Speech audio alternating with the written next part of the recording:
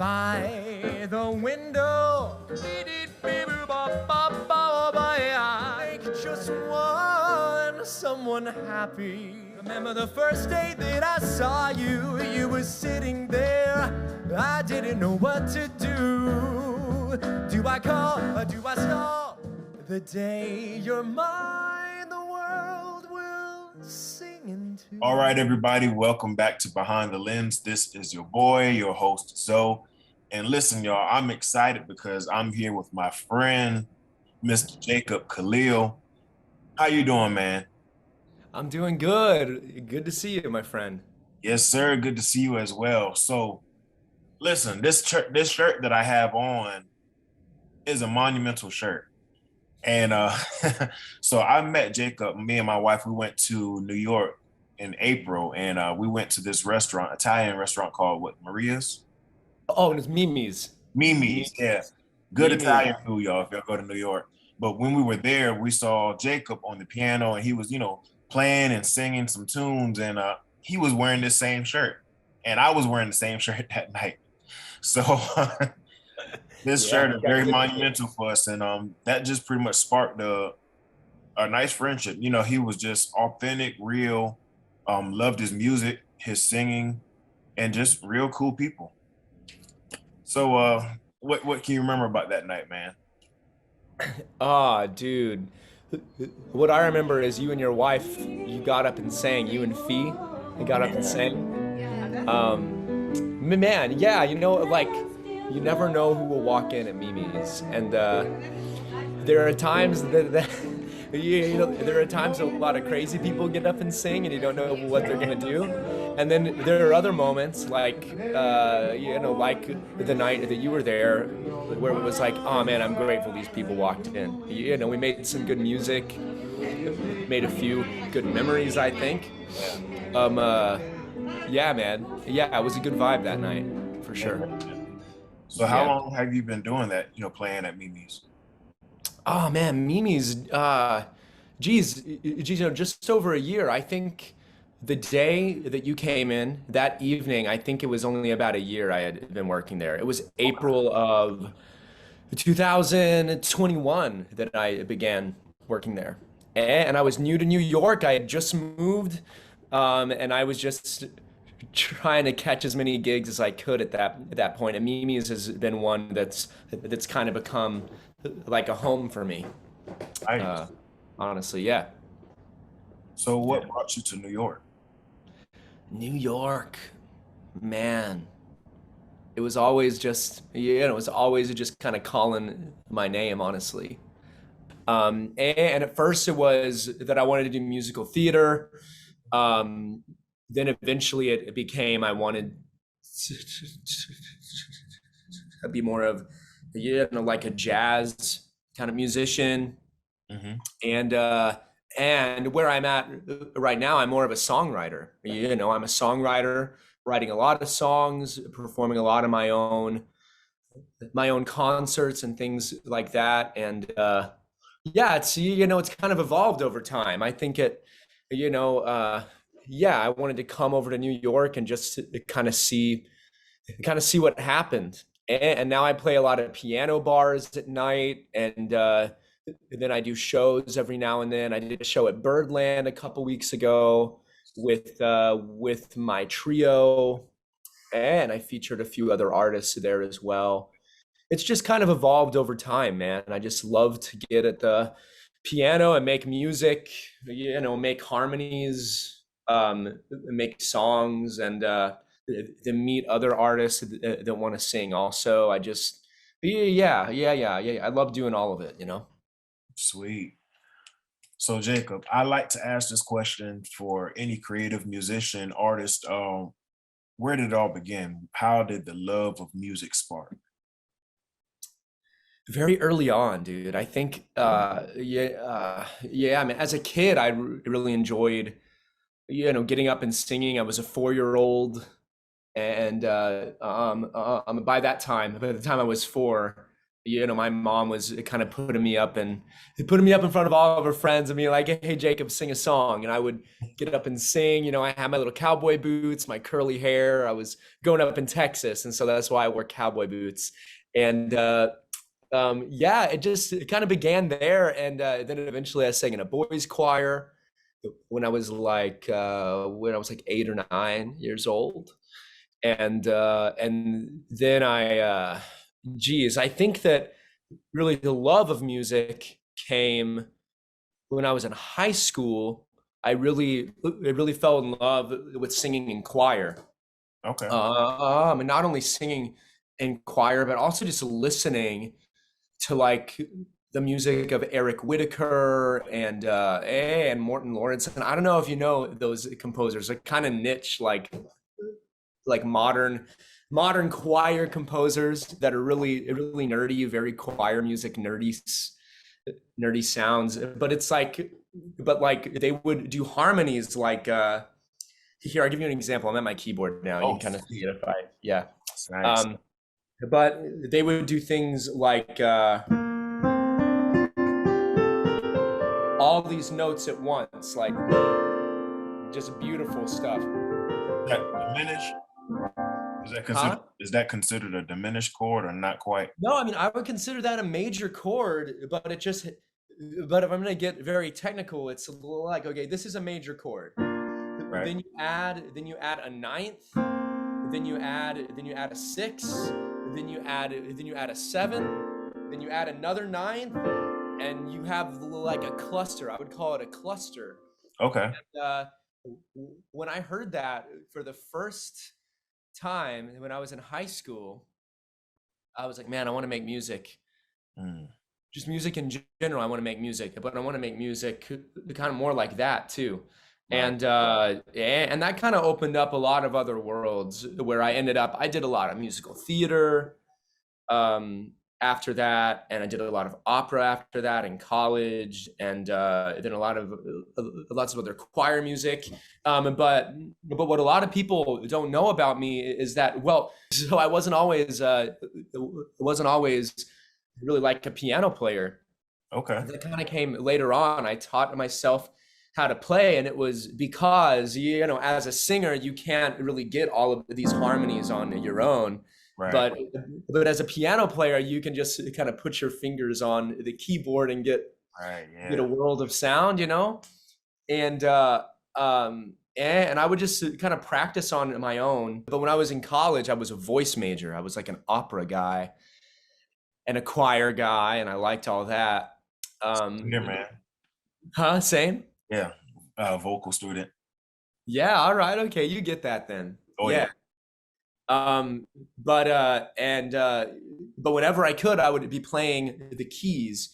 And then when I got out of college, I was like, how am I going to work as a musician? And I was like, I want to be a singer.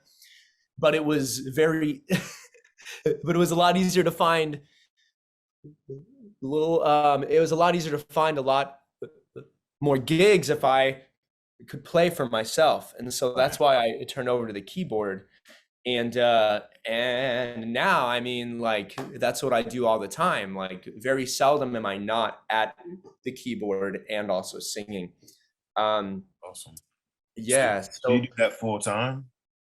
I do that full time. That's amazing. Yeah, yeah, I do it full time. I got a lot of regular. Yeah. I got a lot of lots of regular gigs in the city that I play. Then I do a lot of private events.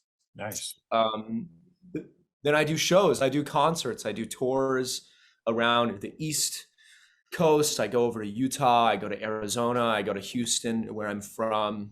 And yeah, I know I'm trying to take it international. That's kind of going to be my next, plunge here.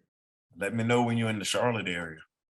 Oh my gosh, if I'm in the Charlotte area, you're gonna be my number one call, man. I'm gonna call you. Yes, sir. Me and Fee, we will be right there. You, you and Fee, I'll let you know. Yeah. So let me ask this. So you said something that being that you did do this full time, you flew out to New York. We all know the cost of living in New York is pretty crazy. You go out there and do music full time. How did that Like, what does that look like? How easy was it, or how hard was it? That's an interesting little question. Um, so I think that when I came out here, I Uh, was like, I'm gonna make this work. All right, it's not hard. I can do this. I can do this. But when I look back on it, I'm like, wow, okay, that was a little crazy. It was a little crazy. You know, I packed up my car. We were living down in Utah at the time, Provo, Utah. mhm. Packed up our car and we drove out here. I got a little job working in sales for 20 hours a week over the phone. So like it was over the phone. I could be anywhere. I didn't have Right. to be anywhere. This was during the pandemic too. So and then I got really serious about doing a lot of private events, and so like I got on a few like marketing apps where I could upload my videos and my bio, and then then people began kind of reaching out to me Okay. to do private events, little birthday parties or little weddings, micro weddings. I mean, this is during the pandemic. And so these weren't gigantic events. These were like you show up in a backyard, or you show up in their foyer or something, and you're wearing a mask and you play the songs. And then I was doing a lot of those. I was doing the sales job that was hard, and it was kind of crushing my soul. But it was interesting because working at that sales job over the phone, I was cold calling people all the time, and so that kind of gave me a fire and kind of the idea that I could be calling a lot of venues, lots of restaurants, lots of clubs, and just kind of introducing myself as a musician. And so I took kind of that idea and I began to reach out to like everyone, man. I went over to Google, I typed in all these places with live music, and I think I called all of them. Like I think I know every venue in Manhattan that has live music at this point, just because I called as many as I could. Um, and there were a few that were open to it. And, I showed up, I played. They either liked me or they didn't, or they said, like, oh, yeah, we don't have any openings, even though you're good. And like, there were a few, yeah. There were a few blessings I got, there are a few people that gave me a shot. Um, and one of those was Mimi's, and that's ended up being a regular place. There have been others though ever since. I mean, like now I'm at the point where people call me. I mean, I don't know. You ask me if it's hard. There, there are things about it that I think if you don't really, really love it, then it would be hard enough that you would give up. But in my view, I'm like, man, I'm playing music. I love what I do. I've got my gigs now that are regular, that I really enjoy, that are Mhm. making me a living. Um, and I mean, I could just maybe coast in a way, at this point. I mean, I'm like, yeah, but like, there's always a part of me that wants to be doing more. I mean, I want to go to Charleston. I want to do a gig in Charleston. Right. I want to go out to London. I want to go all these places. And so, like, whenever you're trying to do as much as you can, it's always going to get you out of your comfort zone, I think. And I've been feeling that, the whole time I've been out here. Like the moment I arrive at a place where it's like, all right, I can be comfortable here, I'm like, nah, Time to nah, move. I gotta get uncomfortable. Yeah, man, I gotta get uncomfortable. I gotta do something else, you Mm. know? I Yeah. love that mindset, because a lot of people that I speak with that like pretty much stepped out and did what they love to do or what they wanted to do as far as like business and just making a living, they always say the same thing. You have to put yourself in a place where you're uncomfortable, because when you're uncomfortable, that's when you're forced to grow. That's Oh when yeah. you're forced to adapt. And like something that you said that just kind of really stood out. You went through Google and you called all of these venues, all of these different places. You got some yeses, you got some nos, but here's the thing. I bet some of the people that said no right then and there, they probably called you maybe months or so later, just to Yeah. Oh Yes. my goodness. Yes. Yeah, yeah. I didn't even mention that, but there are places that was like a hard no. It was like a hard no. Like they basically told me like there's no way. And now I'm working there. And now I'm like a regular there. So I mean it's that is interesting. Well, and like there were also other places that gave me a hard no where like I'm not working there. But like I just, I don't know. I always really think it's good to reach out and just kind of go for it. And Plant that seed. yeah, Always plant the seed exactly. because you never Always got to know. plant the seed. Exactly. Yeah, yeah. And, well, and one other thing I realized, and this is another angle on it, is that there were places I thought I really wanted to work at first, and now I'm like, I don't think I really want to work there anyway. I kind of like the other places I'm working, Mm. and those are things kind of you figure out also. Whereas if you were to just kind of look at basically what I've done and be like, all right, I want to work there, I want to work there, I want to work there, and if it doesn't happen, I'm not going to do this. Right. Like that might not be the best approach because maybe half of the places you wanted to maybe work at aren't even really the places that you actually want to work at if you were to go work there, you know? Just as a musician, kind of thinking about it in retrospect, Yeah. I don't know, I think that's interesting. The only way to figure out what you really want to be doing is if you go out and do it. Then you figure Exactly. out, okay, I like that, I like this, I don't like that, I don't like this.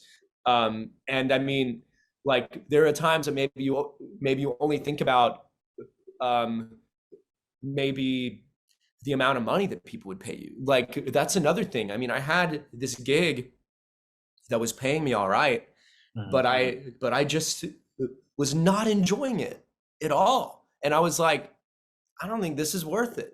It was interesting, and I walked away from it. Actually, there have been a couple like that, and I think if you're gonna work in a field like music, or even just being an entrepreneur at all, like the reason why we do this is because we want to be doing what we want to be doing on our own terms.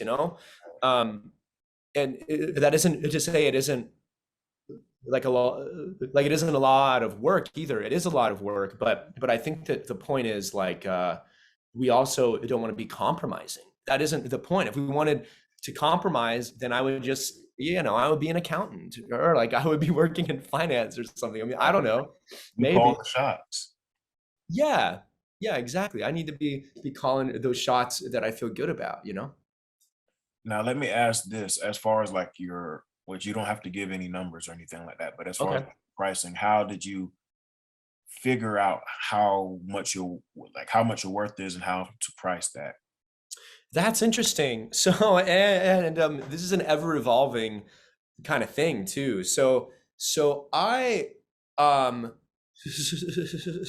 um, I would say right off of the bat, I was just trying to get the work. I was trying to like basically get the gigs, and so I would charge basically what I thought was lowballing just at first, like Right. right when I moved here, because I wanted to be working. And I think that that is maybe number one. You just want to be working. I mean, once you're working, that's how you find out your value. Um, but then at that, like, then eventually, um, there were people that would book me at a certain amount, and I'll be like, whoa, there are people that will pay me that much. So maybe I should maybe raise it a little bit. Mhm. And I mean, there's a leveling to where like there's the nature of the event as opposed to like the amount of time, like maybe the pressure of the event. I mean, like one example is weddings, for example. I do a lot of very high end weddings where uh, the people will fly me out a lot of the time, and like uh, the thing on that is like number one, they want they want me. All right. If they're going to fly me out, they want me. There's no one else that can give them me. Only I can give them me. I mean, it's not like they want a piano player. They want a crooner or something. It's like they want exactly what I do, um, which is unique. You know, I have my own kind of personal kind of take on everything. So like if I kind of look at it that way, the only ceiling that's on basically the brand I have is what I put on it in a way. I mean, you know, granted, I mean, there's also a ceiling to what people will pay depending on um, where they're coming from, the nature of the event. So, like, so basically, that's number one. Um, Number two, with an event like a wedding or like a very high end event, there's a little bit of pressure involved. You know, you only get one shot at a wedding. If it's a ceremony and it's got to be perfect, like there's the thing of like, all right, I'm going to block off the whole day. I'm going to be there early. The sound that I set up, it's got to be perfect.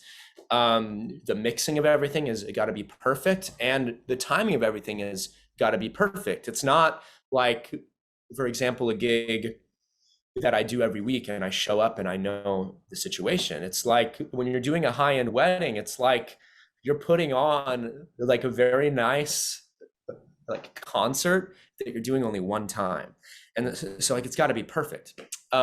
So there's that kind of aspect, and so like those I usually, you know, those I usually charge a little more. Whereas if it's a birthday party in a backyard, um, like you know, maybe a little bit less, maybe. Um, like if it's local, if I know exactly where I'll be going, if I don't have to rent a lot of equipment, you know, like there's all these kinds of considerations. Um, but like, but I would say that I always kind of use as a benchmark. Like, I mean, like at my regular gigs that I work, um, like when working at Mimi's, for example, like it's almost akin to working as like a bartender at a really high end place where like there are bartenders that are making a really good living. Okay, they're making upwards of 100K a year. You know what I mean? All right, I know you said to not necessarily give you any numbers, but I just You're fine. That's fine. yeah. You know, I just want to put it out there. It's like if I can go work on a weekday at a place where where I make yeah where I make a pretty good amount of money, that's kind of like my benchmark. I mean, I'm not gonna go out of my way for like anything that'll be less than that. I mean, working in like a piano bar is not necessarily glamorous all the time either. I mean, like you've been in a few of the places that I've played, but like but it's work that I enjoy and that I know how to do. And so like that kind of becomes my benchmark. And then everything else, I mean, if I'm going to do a private event, it's kind of like above that, you know, like it's got to be. And what So I'm hearing you say also, clientele is everything. So yeah, yeah. so like with Mimi's, that's like your consistent income coming in. But like when you have like your high end clients coming in, you like you said, you're gonna definitely give a little more or a lot more, just depending on that clientele. But you wouldn't, so like somebody's having a 5-year-old birthday party, you know, what you put in for that big clientele, like paying, let's say 10,000 or whatever, you wouldn't put that same energy towards like a 5-year-old birthday party, pretty much. Well, Yeah, well, and that's an interesting. Oh, go ahead. What? oh, What? no, go ahead. Yeah, well, that's an interesting kind of question. I mean, I try to. That's a good point. So, like, basically, it's an energetic kind of thing where like my energy and my music and the feeling and the love that I put in to my music because I really love what I do. I mean, it's got to be matched with the fact like there will be compensation enough to where at the end of it I feel like, all right, I left it on the table. It's like, it's kind of like playing a basketball game or something, or a football game. I was a football player in high school, and like, you leave it all on the field. That's kind of what I do when I play music. I put it all out there, and like by the end I'm like, you know what I mean? You give a lot, Yeah. and it's got to feel like, I mean, all right, I gave all this, and then there's compensation. It really is. And this, like basically that's always kind of what I'm going to be gauging is like, um, is it worth the kind of energy that I'm gonna put in to it? So like if a person is, going with your analogy, you're gonna give me $10,000 to come and do an event. It's like, yeah, so that must mean that like the amount of energy that I'll put in is that amount. And like it probably looks like, I mean, like maybe I'm going to be traveling there on a plane. Maybe I'm going to block out the whole day. I mean, maybe the pressure will be such that I turn away a couple of other gigs because I want my voice to be 100% when I arrive at that gig. Like I'll probably be on vocal rest that day. Like those kinds of things where I can give my absolute kind of best. Whereas if it is a birthday party in a backyard where maybe it's like maybe a tenth of that, like, okay, let's just say it's $1,000 they're paying me or something. Like, I mean, maybe that's a situation where they live an hour away or they live an hour and a half away, and like my setup is very simple, and like I'm not going to be turning away other gigs to where my voice is at like 100, but my voice will be at 80. I'm not going to show up with no voice, not going to be able to sing. I'm going to show up, and then I'm going to give a really good show. I'm going to give a great show that they enjoy. It's just like, those are kind of the considerations that are always kind of out there. You know what I'm saying? So, uh, yeah, I hope this is kind of making a little sense. Yeah, it's making great sense. Jacob, I couldn't help but notice, as we're talking, you had a bit of a stutter. So with you being Yeah. a singer and a performer, how are you able to navigate with that? Yeah, yeah, that's an interesting one, and I'm asked. People ask me that a lot, and it's something that I've kind of dealt with my whole life. Um, when I'm in a show, like normally it doesn't get in the way, but every now and then it does, and I just, I mean, I kind of lean in to it if it happens. But obviously when I sing, it's not an issue. Most of the time when I'm doing a show, it's not an issue. I mean, I can talk about my songs, the people I'm working with, all of that.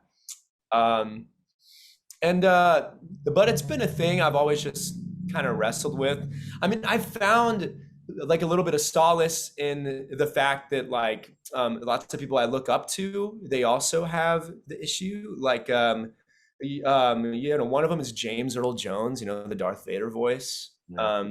And then another one that I look up to a lot is actually, it's actually Chris Martin of Coldplay. Oh, Um, nice. I didn't know. yeah, and like I think he has it under control actually pretty well when he does interviews and things. He's I know. probably, but I've seen a few. There are a few moments in concerts where he wasn't able to announce a song or something. I mean, like when I saw that, I mean, that's happened to me in concerts, and it kind of gives me a little bit of grace, um just kind of hearing that, because I mean at the end of the day, I mean I'm making music, and when people come to my shows, they just enjoy themselves, Yeah. and they like the music, And I feel like also that that communication is more than the words you say, and it's um You give more up. so in it. Yeah, you know, it's like there's meaning behind the way you say things, um the way you look at somebody, the way you move your body, the way you phrase things. So like, I mean, it isn't always about, you know, the way I begin a word. I kind of get caught in my throat every now and then. So I just, yeah, I give myself a little bit of grace, and it's just kind of a thing I've been working on every now and then. So Yeah, and I'm glad that you felt comfortable enough to talk about that, because I love the fact that you do have that, but you don't let that affect you and your purpose and what you were pretty much called to do. I mean, you are an amazing composer, amazing musician, singer, and that's just a testament to teach anybody, don't let anything stop you. So I appreciate that. Thank you for that. And I just I pretty much open appreciate it. about that. Yeah, definitely. So we are coming to a close, but before we do, um, I hear you working on some new music and possibly a Christmas project coming out. Yeah. That's what I'm working on right now. Is it's 90 degrees in Manhattan. I'm writing some Christmas music. You know, I'm writing just a few originals, but also going to arrange some very classic, more public domain songs that I'm kind of excited about, and that'll be out, you know, at the end of November, beginning of December. Kind of excited about that, and then I have a Christmas concert that I'm working on as well with a friend of mine. It hasn't been announced yet. It's like so this is kind of an unofficial announcement, I guess, but there'll be more on that that'll be coming out here very soon. Awesome. Um, yeah. So stay tuned for that, and tell our listeners and viewers how we can just pretty much stay in touch with you and all that you're doing. Yeah, you know, definitely. Definitely give me a follow on Instagram. It is at Jacob Khalil Music. And you can also go to my website. It's jacobkhalil.com. And also check me out on my TikTok. It's Jacob Khalil Music as well. So I would love to be in touch. You just let me know if you're getting married and you want some music at your wedding, or if you want me to come do a show in your hometown or something. That would be fun. I got to go to Charleston, dude. Like, why Come haven't I done on. that yet? Yeah, you have to. Yeah.